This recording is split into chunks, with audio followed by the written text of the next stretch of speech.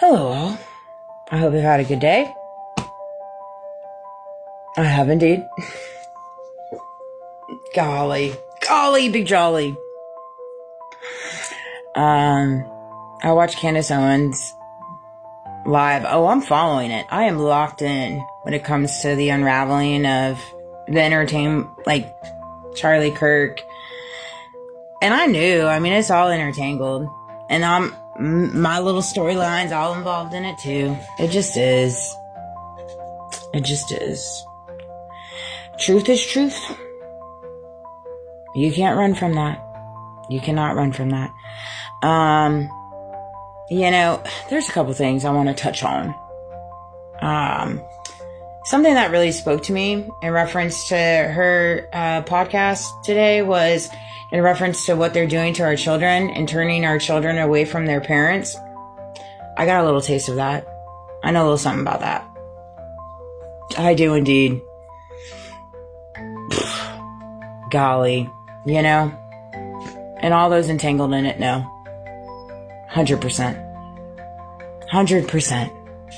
And you can keep trying to work me and my son against each other, but that just gives me fuel to keep going, keep fighting the good fight, the way that I fight it, whether you agree with me or not, whether you like the way I am or this and that. Like, golly, man, today at work is just ridiculous.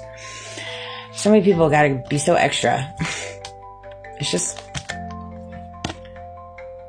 I told my coworker, I was like, did you pick up on those energies? He's like, no, I didn't. I don't really pick up on energies. I'm like, I get it. Some of it's just so blatantly obvious, so it's hard for me to turn a blind eye to it in reference to what people go out of their way to, I don't know. All I can say is Jezebels, really. Which is crazy because there was an article that I guess Jezebels, whatever, there's some kind of Jezebel platform that released something regarding Charlie Kirk 2 weeks, I believe. Don't quote me on it. Prior to him passing away and prior to his assassination. And of course it's formulated on Etsy, which previous best friend in my past had a platform on Etsy that grew pretty substantially. She did pretty well on it. Those Jezebels, though. They fly everywhere, really, if you allow it. We live in a world, whether you're aware of it or not, we're definitely under spiritual warfare. We are. I know it. I feel it. Dang, did you see that? It's crazy. And it's just the truth. It's the truth. That's one of the biggest things that I struggle with in reference to finding a church that talks about spiritual warfare and the Holy Spirit. I don't know why we don't talk, in the ego. I don't know why we don't talk about those three things in churches. Spiritual warfare, Holy Spirit, and ego. Very, very big things. And we don't talk about it. Why? Well, because it would open people's mind up to what actually is really transpiring around us in reference to the control of the children, the control against the parents, this and that and whatever. And it's all a stage. It's all a stage. And so all I can say is this: when it comes to going into your day-to-day activities, and if you feel like you're coming into it with when you decide to start your day off, right? And you're like, hey, okay, it's a new day. God's blessed me with another day. But today I've chosen to be a part of XYZ. And so being that I'm a part of XYZ, fill it in, XYZ being your company, XYZ being your whatever, fill in the blanks for you. All right. But you start your day off and you're like, hey, I'm going to say XYZ. I'm going to do XYZ to where I can try to get under people's skins that decides to vibe high. Not allow the condescending remarks, the extra, like being loud and just like, And it's just, and I'm trying to deliver this in the best diplomatic way that I can, because although I know what surrounds me, I still carry a soft spot for those presenting it. I really do. Because been there, done that, got that t-shirt. I mean, who hasn't been a pick-me in different facets of life? It can be man, woman, he, she, whatever. I mean, who hasn't been a pick-me? And generally speaking, everybody wants to be a pick-me.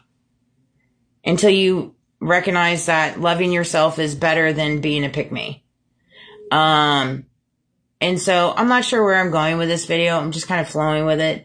But when it comes to, in reference to the indoctrination of what they're doing to our children and having our children go against their parents, yeah. Yep. And every single one of you that decided to go ahead and take that avenue when it came to me and my son, yeah, I'm locked in. I'm locked in for sure. Game meets game. Game meets game on that one. You don't mess with people's kids. You don't mess with people's kids.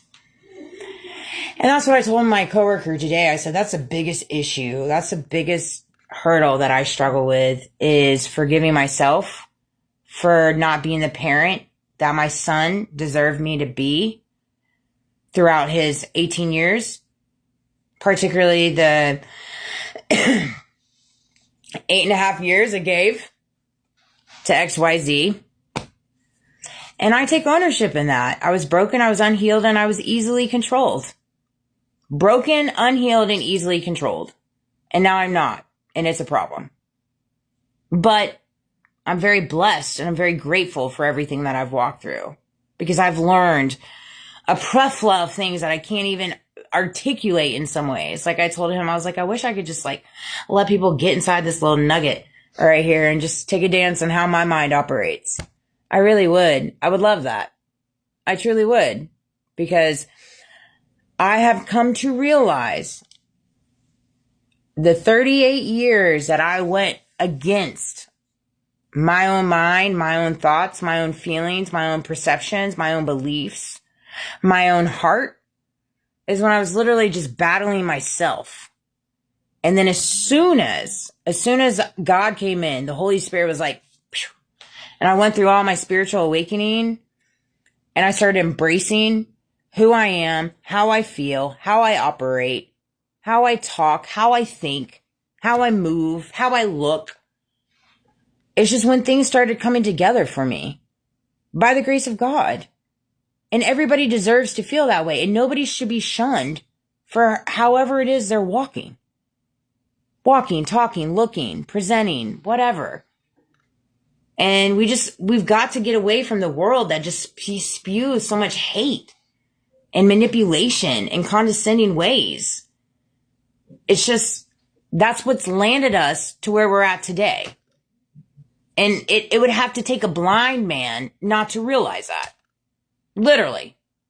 So what is going to get to the other side of change? Well, removing the hate, which obviously we know that we live in a world where that's going to be present. But you can do your part. You can do your part. I mean, what do you have to lose? What do you have to lose in doing your part and choosing not to hate people, manipulate people, coerce people, be condescending, be extra, be mean, be unkind, be judgmental, move in jealous ways that you can't even answer the question as to why you dislike someone. You can't even answer that question. You just don't like them.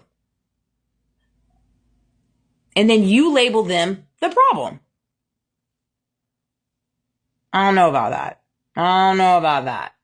You know what I mean? And so you just have to get to a place in your walk and recognizing, what do you want to stand on? And what kind of life do you want here for your kids? Because it's going to take each one of us collectively together to move for the betterment of ourselves and the betterment of humanity, the betterment of children. And I hope this video resonated. I may make one later. Who knows? I love you guys. Have a great night.